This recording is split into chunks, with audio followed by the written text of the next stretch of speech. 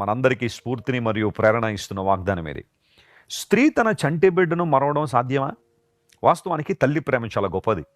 ఒక బిడ్డకు జన్మనిచ్చినప్పుడు నవమాసాలు మోసి చాలా వేదనతో కని బిడ్డకు జన్మనిచ్చిన తర్వాత ఆ బిడ్డను మరిచిపోవడం తల్లికి సాధ్యం కాదు. కొన్ని సందర్భాల్లో కరుణింపకుండా వారైనా మర్చిపోతారు, కానీ దేవుడు మాత్రం మనల్ని ఏం చేయడు, మరువడు. ఎందుకంటే మనకు జీవాన్ని ఇచ్చింది ఆయన, తల్లి గర్భంలో మనల్ని రూపించింది ఆయన, పిండముగా ఉండక మునిపే మనల్ని ఎరిగింది ఆయన. కాబట్టి ఆయన మనల్ని మర్చిపోడు అని బైబిల్ చాలా క్లియర్గా సెలవిస్తుంది. చాలాసార్లు మనలో కొన్ని అనుమానాలు వచ్చేస్తుంటాయి, కొన్ని సందేహాలు వస్తూ ఉంటాయి.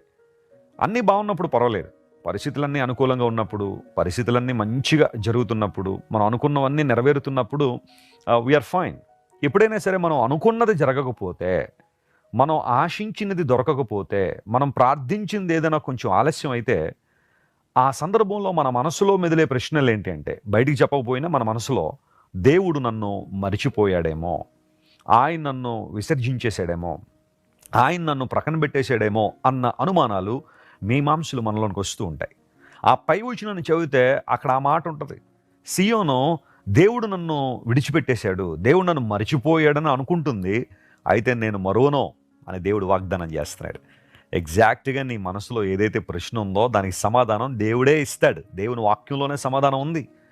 ఈరోజు నువ్వు ఎదుర్కొంటున్న రోగాన్ని బట్టి, డాక్టర్లు ఇస్తున్న రిపోర్ట్స్ని బట్టి నీవు కూడా ఏమోనండి, దేవుడు నన్ను మర్చిపోయాడేమోనండి, నా ప్రార్థనలన్నీ ఏమైపోయినాయి, నా భక్తి అంతా ఏమైపోయింది, నా సమర్పణ అంతా ఏమైపోయింది, ఆయన్నే నమ్ముకుని ఉన్నాను, ఆయన్నే పట్టుకుని ఉన్నాను, నాకు ఎందుకండి ఈ శ్రమ అనే ప్రశ్న నీలో ఉందేమో. My dear brother and my dear sister, listen to me. God hasn't forgotten you. దేవుడు నిన్ను మర్చిపోలేదు. ఆయన తన చేతుల్లో నేను చెక్కుకున్నాడు. నేను నిన్ను మరువ జాలను అని దేవుడు వాగ్దానం చేశాడు. నిత్యము ఆయన జ్ఞాపకములలో, ఆయన తలంపులలో నువ్వు ఉన్నావు. స్తోత్రం చెప్పండి. హల్లెలూయా.